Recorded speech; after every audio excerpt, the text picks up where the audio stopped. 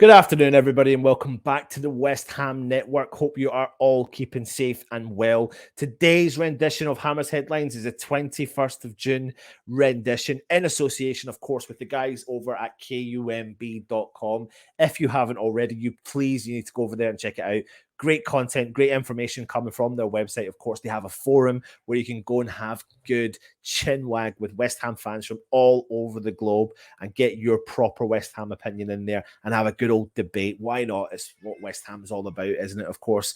And if you are new around here, please hit the subscribe button. You could be watching right now and you may not have hit that subscribe button, but it's key you do hit that subscribe button because that will then notify you when our shows do go live and we have some really good content. But on top of all the content we do, we bring ex-professional West Ham players to the channel on a regular occasion. Tim Breaker, we've had Ray Stewart, Paul Taylor, and Martin Allen and Julian Dix, just to name a few. We bring some of the celebrity fans as well, Ray Winston, and we've got some more lined up for you moving forward. So please hit that subscribe button and you will hopefully enjoy our content. Leave content, but please leave us feedback as well. Hit the thumbs up, of course, while you are here. But what we do and what we like to do is bring you some of the news stories from today related to West Ham, and the stories are relentless. We've brought one player in with Aguerd. Hopefully now we'll see the snowball effect and we're linked to players left, right and centre. But I'll get started on the first story for today, and that is the fact that West Ham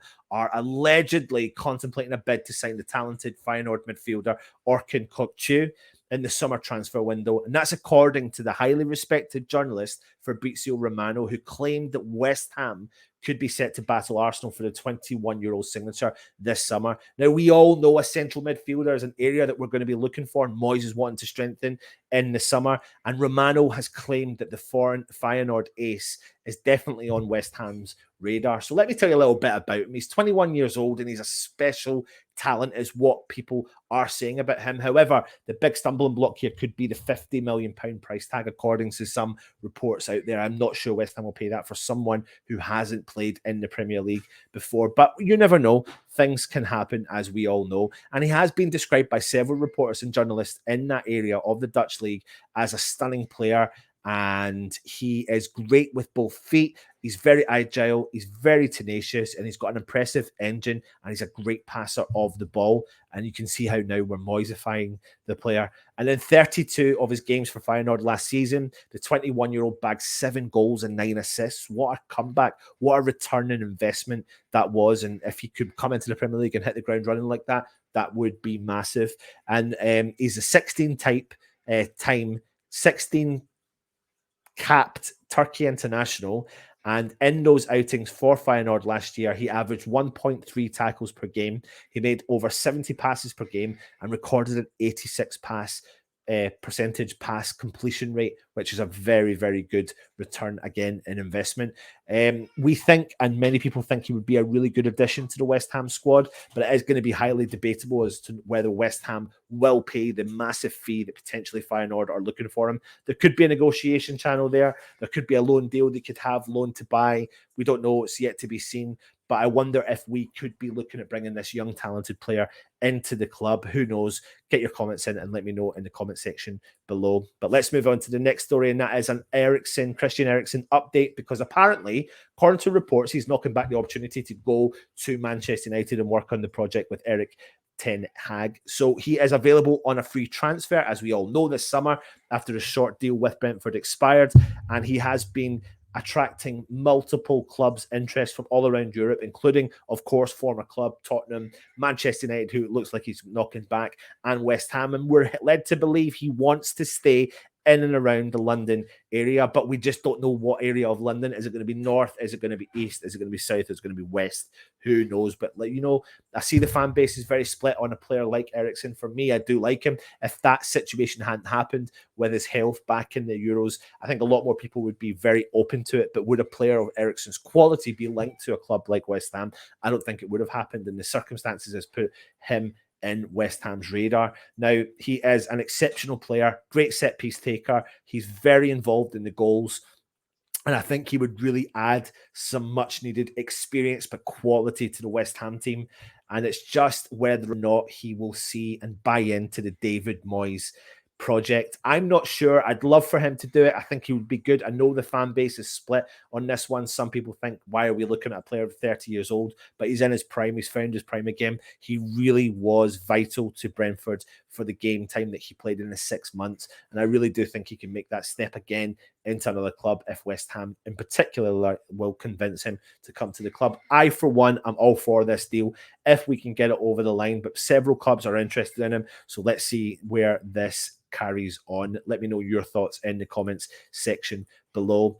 Now, the next one is all about Nico Vlasic. We have signed him back last year for £30 million from CSKA Moscow. We know he struggled. He has struggled to justify that price tag, scoring just 1 goal in 36 appearances in his first season at the club. But we do know that David Moyes likes to bed in players, but we did see a little bit of something from Ben Rama, a little bit of something from other players, but sometimes like Jared Bowen. But when it came to Vlasic, I don't know if I've seen that little something. And the thing is, it's a World Cup year with Qatar, Croatia at the World Cup. He will want game time. And I said ages ago that I think he would go out on loan before a club would look at buying him because of the transfer fee that West Ham paid to go and get the time. But it's looking likely that Torino are monitoring the situation, and it looks like Serie A could be the destination for Vlasic. Now, before he came to West Ham, AC Milan were interested in him, but he did choose the Premier League. But the Torino boss is an admirer, but the situation is that Torino are struggling with financially, and they may struggle